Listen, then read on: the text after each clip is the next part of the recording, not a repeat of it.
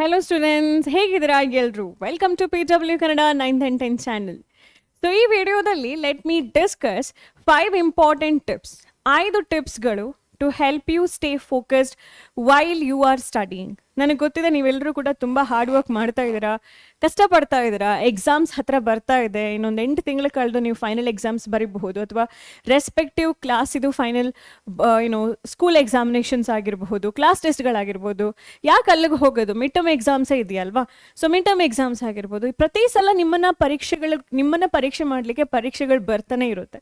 ಹಾಗಾದರೆ ಈ ಒಂದು ಸ್ಟಡಿ ಸಿಚುವೇಶನಲ್ಲಿ, ಲರ್ನಿಂಗ್ ಪ್ರಾಸೆಸ್ನಲ್ಲಿ ಹೇಗೆ ಫೋಕಸನ್ನು ಕಳ್ಕೊಳ್ಳದೆ ನಮ್ಮ ಲರ್ನಿಂಗ್ ಪ್ರಾಸೆಸನ್ನು ಕಂಟಿನ್ಯೂ ಮಾಡಬೇಕು, ಯಾವುದೆಲ್ಲ ಇಂಪಾರ್ಟೆಂಟ್ 5 ಟಿಪ್ಸ್ ನಮಗೆ ಪ್ರತಿ ಟೈಮ್ನಲ್ಲಿ ನೆನಪಿರಬೇಕು ಅಂತ ಹೇಳೋದನ್ನು ಕಲಿತಾ ಹೋಗೋಣ.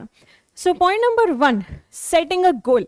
ಈ ಸೆಟ್ಟಿಂಗ್ ಅ ಗೋಲ್ ಅಂತ ಹೇಳುವಂಥದ್ದು 5 ವರ್ಷದ ನಂತರ ನಾನು ಡಾಕ್ಟರ್ ಆಗಬೇಕು, ಎಂಜಿನಿಯರ್ ಆಗಬೇಕು, ಪೈಲಟ್ ಆಗಬೇಕು, ಸೈಂಟಿಸ್ಟ್ ಆಗಬೇಕು ಅಂತ ಹೇಳುವಂತಹ ಲಾಂಗ್ ಟರ್ಮ್ ಗೋಲ್ ಏನಿದೆಯೋ ನಿಮ್ಮದು ಇದ್ದರೆ that is good.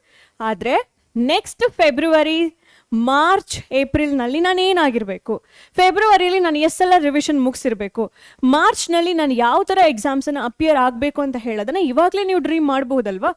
So March exam ನಂತರ ಯಾವ ರಿಸಲ್ಟನ್ನು ನಾನು ಫೋಕಸ್ ಮಾಡಬೇಕು? ಅಯ್ಯೋ ನಾನು ಪಾಸ್ ಆದರೆ ಸಾಕಪ್ಪ ಅಂತ ಅಲ್ಲ, ನನಗಿಷ್ಟು ಬರಲೇಬೇಕು. ಹಾಗಾದರೆ ನಾನು ಇವಾಗ ಏನು ಮಾಡಬೇಕು? ನನಗೆ ಮಾರ್ಚಲ್ಲಿ 95%, 96, ಯಾಕೆ 100 on 100 ನನಗೆ ತೆಗಿಬೇಕು. ಹಾಗಾದರೆ how should I prepare now? That is like a nearing goals or nearest goals. ಆ ನಿಯರೆಸ್ಟ್ ಗೋಲ್ಸ್ ಅಚೀವಬಲ್ ಆಗಿರುತ್ತೆ, ಅಚೀವಬಲ್ ಆಗಿರಲೇಬೇಕು. ಅಂತಹ ರಿಯಲಿಸ್ಟಿಕ್ ಮತ್ತು ನಿಯರೆಸ್ಟ್ ಗೋಲ್ಸನ್ನು ಸೆಟ್ ಮಾಡಿ, something which you going to achieve within short span of time. Mid term ಎಕ್ಸಾಮೇ ತಗೊಳ್ಳಿ, ಯಾಕೆ ಮಾರ್ಚ್ವರೆಗೆ ಹೋಗ್ತೀರಾ? ಮಿಡ್ ಟರ್ಮ್ ಎಕ್ಸಾಮ್ಸ್ನಲ್ಲಿ ಬರುವಂತಹ ಎಲ್ಲ ಚಾಪ್ಟರ್ಸ್ನಿಂದ ಎಕ್ಸಾಮಿನೇಷನ್ ಪೇಪರ್ನಲ್ಲಿ 80 on 80 ಸ್ಕೋರ್ ಮಾಡಬೇಕು, 79 on 80 ಸ್ಕೋರ್ ಮಾಡಬೇಕು. That should be your goal. ಅದನ್ನು ಫಸ್ಟಿಗೆ ನೆನ್ಪಿಟ್ಕೊಳ್ಳೇಬೇಕು. ಏನಕ್ಕೆ ನೀವು ಸ್ಟಡಿ ರೂಮ್ನಲ್ಲಿ ಓದಲಿಕ್ಕೆ ಕೂತ್ಕೊಂಡಿದ್ದೀರಾ ಅಂತ ಹೇಳುವಂತಹ question. Where you want to see yourself, may be after 5 years, may be after 5 months, or May be after 5 days. ಗೊತ್ತಾಯ್ತಾ? ಇದು ಪ್ರತಿ ಟೈಮ್ ನೀವು ಫೋಕಸ್ ಕಳ್ಕೊಳ್ತಾ ಇದ್ದೀರಾ ಅಂತ ಹೇಳಬೇಕಾದ್ರೆ ನಿಮ್ಮನ್ನು ನೀವೇ ರಿಮೈಂಡ್ ಮಾಡ್ಕೊಳ್ಬೇಕು. ನೆಕ್ಸ್ಟು, ಸರಿ ಗೋಲೆಲ್ಲ ಸೆಟ್ ಆಯಿತು, ಇನ್ನು ಸುಮ್ಮನೆ ಕೂತ್ಕೊಂಡ್ರೆ ನಡೆಯುತ್ತಾ? ಇಲ್ಲ. You have to make a plan. ನಿಮ್ಮ ವೀಕ್ನೆಸ್ ನಿಮಗೆ ಗೊತ್ತಿರಲೇಬೇಕಾಗುತ್ತೆ. there will be one subject which you may not feel that easy or which you may not feel comfortable. Prioritize that subject.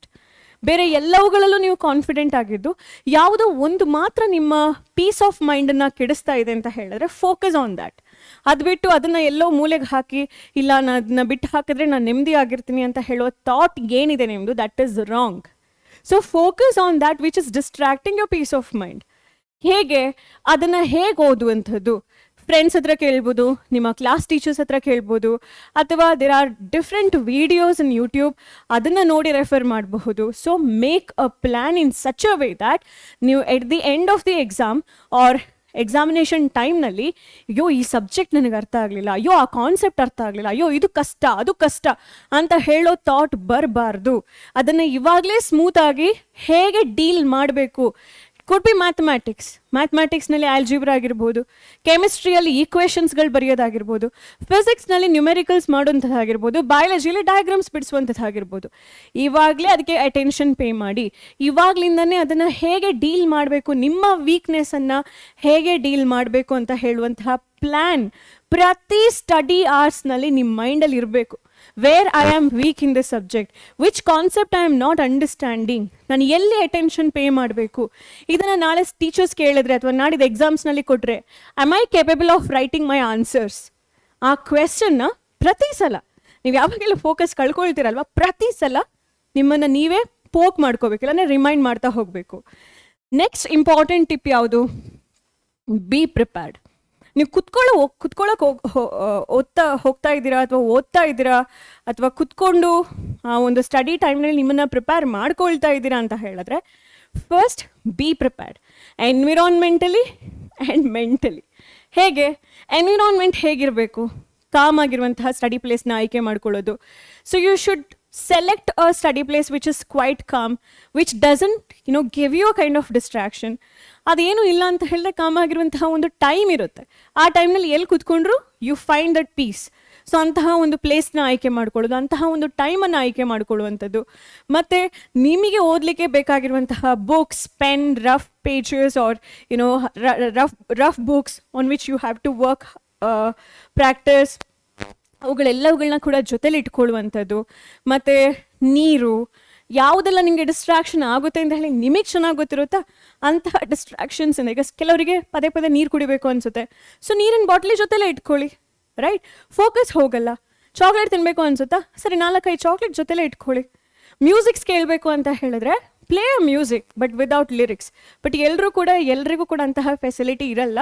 And first of all ತುಂಬ ಜನ students ಇದು result ಏನು ಹೇಳುತ್ತೆ ಅಂತ ಹೇಳಿದ್ರೆ, ಮ್ಯೂಸಿಕ್ ಇದು ಕೆಲವೊಂದು ಟೋನ್ಸ್ಗಳು ಅವ್ರನ್ನ ಡಿಸ್ಟ್ರಾಕ್ಟ್ ಮಾಡುತ್ತೆ, ಅದು ಫೋಕಸ್ ಮಾಡೋಕ್ಕೆ ಹೆಲ್ಪ್ ಮಾಡಲ್ಲ.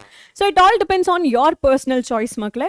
ನಿಮಗೆ ಮ್ಯೂಸಿಕ್ಸ್ ಕೇಳ್ತಾನೆ ಓದಬೇಕು, ಆ ರಿದಮ್ನಲ್ಲಿ ನಿಮಗೆ ತುಂಬ ಒಂದು ಸೂದಿಂಗ್ ಇಫೆಕ್ಟ್ ಇದೆ ಅಂತ ಹೇಳಿದ್ರೆ you listen to music but without lyrics, ಆಯಿತಾ? ಇಂತಹ ಒಂದು ಸ್ಟಡಿ ಅಟ್ಮಾಸ್ಫಿಯರ್ ಏನಿದೆ ಅದನ್ನು ಆದಷ್ಟು ಪ್ಲೆಸೆಂಟ್ ಆಗಿ, ಸ್ವಲ್ಪ ಡಿಸ್ಟ್ರಾಕ್ಷನ್ ಲೆಸ್ ಆಗಿ ಕ್ರಿಯೇಟ್ ಮಾಡಿ. ಆ್ಯಂಡ್ ಇಂಪಾರ್ಟೆಂಟ್ ಥಿಂಗ್, ನೀವು ಮನೆಯಿಂದ ಸ್ಕೂಲಿಗೆ ಹೋಗಿ ಓದುವವರಿದ್ದೀರಾ, ರೆಸಿಡೆನ್ಷಿಯಲ್ ಸ್ಕೂಲ್ಸ್ನಲ್ಲಿ ನೀವಿಲ್ಲ ಅಂತ ಹೇಳಿದ್ರೆ, ರಿಮೆಂಬರ್, ನೀವು ಮನೆಯಲ್ಲಿ ನಿಮ್ಮ ಪ್ಯಾರೆಂಟ್ಸ್ಗಳು ನಿಮಗೆ ಫೋನ್ ಆಕ್ಸೆಸಿಂಗ್ ಕೊಟ್ಟಿರ್ತಾರೆ. ದಯವಿಟ್ಟು ಆ ಫೋನ್ ತೊಗೊಂಡೋಗಿ ಎಲ್ಲಾದ್ರೂ ಒಂದು ಕಡೆ ಇಡಿ.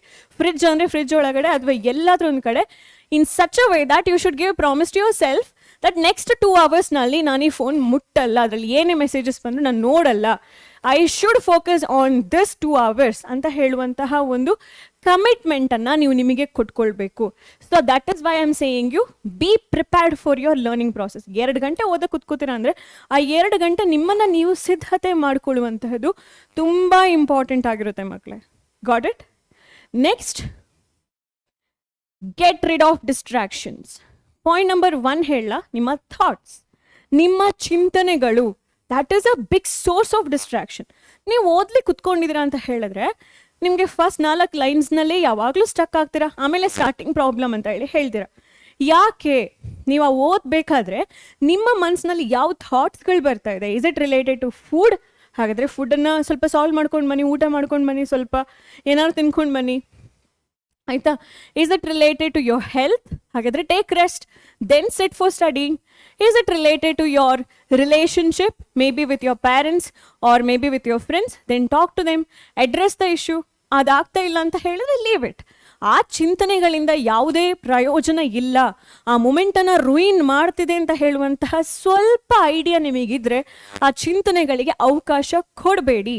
ಅದರಿಂದ 4 ಕಾಸಿನ ಪ್ರಯೋಜನ ನೀವು ಲೈಫಲ್ಲಿ ಆಗಲ್ಲ ಅಂತ ಹೇಳಿದ್ರೆ ಅವಾಯ್ಡ್ ಮಾಡಿ ಆಚೆಗೆ.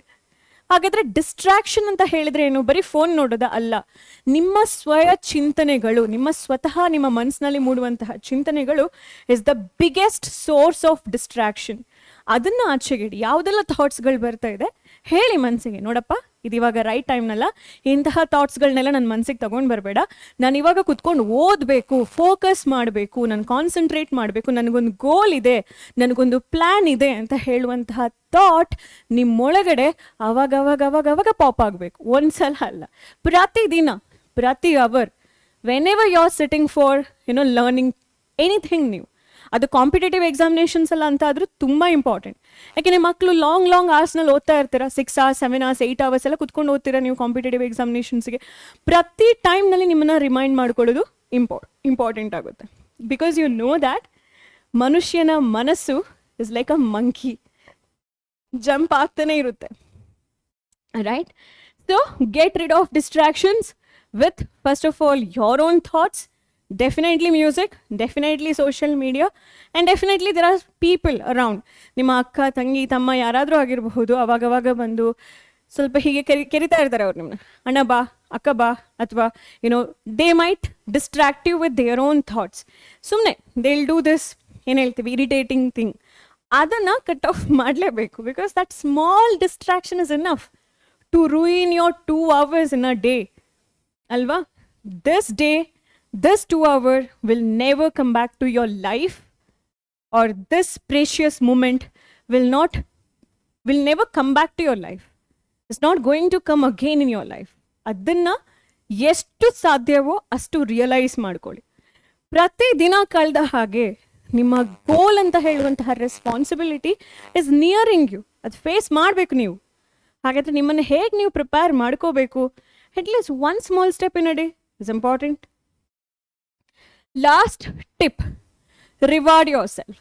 ನೀವಿಷ್ಟೆಲ್ಲ ಟಿಪ್ 1, ಟಿಪ್ 2, ಟಿಪ್ 3, ಟಿಪ್ 4 ಮಾಡಿಕೊಂಡು ನಿಮ್ಮ ಸ್ಟಡಿ ಅವರ್ಸಲ್ಲಿ ನಿಮಗೆ ಅನಿಸಿದೆ that I have done justice to this 1 hour, ನಾನು ಕರೆಕ್ಟಾಗಿ ಕುತ್ಕೊಂಡು ಓದಿದ್ದೀನಿ 1 hourನಲ್ಲಿ ವಿದೌಟ್ ಎನಿ ಡಿಸ್ಟ್ರಾಕ್ಷನ್ಸ್ ಅಂತ ಹೇಳಿ ನಿಮಗೆ ಅನಿಸಿದೆ ಅಂದರೆ ರಿವಾರ್ಡ್ ಯೋರ್ ಸೆಲ್ಫ್. ಒಂದೊಳ್ಳೆ ಸ್ನ್ಯಾಕ್ಸ್ ಹೋಗಿ ತೊಗೊಂಡು ಬನ್ನಿ, ನೀವು ತಿನ್ನಿ ಅದನ್ನು, ನಿಮ್ಗೆ ಇಷ್ಟ ಇರೋ ಫುಡ್ಡನ್ನು ತಿನ್ನಿ, ಅಥವಾ ನಿಮ್ಮ ಪೇರೆಂಟ್ಸಿಗೆ ಹೇಳಿ ದಟ್ ಐ ನೀಡ್ ದಿಸ್, ಅಥವಾ ನಿಮ್ಮ ಫ್ರೆಂಡ್ಸ್ ಹತ್ರ ಹೋಗಿ ಮಾತಾಡಿ, ಒಂದು ಸಾಂಗ್ಸ್ ಹೇಳೋದಾಗಲಿ, ಒಂದು ಸಾಂಗ್ಸನ್ನು ಕೇಳೋದಾಗಲಿ, ಸ್ವಲ್ಪ ನಿಮ್ಮ ಮನಸ್ಸಿಗೆ ಹಿತವಾಗಿರುವಂತಹ ಯಾವುದಾದ್ರೂ ಒಂದು ಸಣ್ಣ action which by doing it, if you feel good about yourself, then do it. Reward yourself. So ಅದು ಒಳ್ಳೆ ಬ್ರೇಕ್, ಒಂದು ಕ್ವಾಲಿಟಿ ಬ್ರೇಕ್ ತಗೊಳ್ಳೋದು ಆಗಿರಬಹುದು, ಅಥವಾ ನಿಮ್ಮನ್ನು ನೀವು ಖುಷಿ ಪಡಿಸೋದು ಡಿಫ್ರೆಂಟ್ ವೇಸ್ ಇರುತ್ತೆ. ಬಟ್ ಅದರಿಂದ ಮತ್ತೆ ಡಿಸ್ಟ್ರಾಕ್ಷನ್ ಡೆಫಿನೆಟ್ಲಿ ಆಗಬಾರ್ದು. ಸೊ ಈ 5 ಟಿಪ್ಸ್ ನೆನ್ಪಿಟ್ಕೊಳ್ತೀರಲ್ವಾ? ನೀವು ಯಾವಾಗೆಲ್ಲ ಓದೋಕೆ ಕುತ್ಕೊಳ್ತೀರಾ, ಯಾವಾಗೆಲ್ಲ ನಿಮ್ಮ ಮಂಕಿ ಮೈಂಡ್ ಜಮ್ ಜಮ್ ಜಮ್ ಜಮ್ ಜಮ್ ಈ ಥರ ಹೋಗ್ತಾ ಹೋಗುತ್ತೆ, ನೆನ್ಪಿಡಿ, there is a goal, there is a plan. ಆಮೇಲೇನು ಥರ್ಡ್ ಪಾಯಿಂಟ್ ಬಂದುಬಿಟ್ಟು be prepared, less distraction, reward yourself. This 5 points will definitely help you to stay focused while you are studying. So with more tips, I'll see you again in the next video. Till then, take care, bye, and thank you so much for watching this video.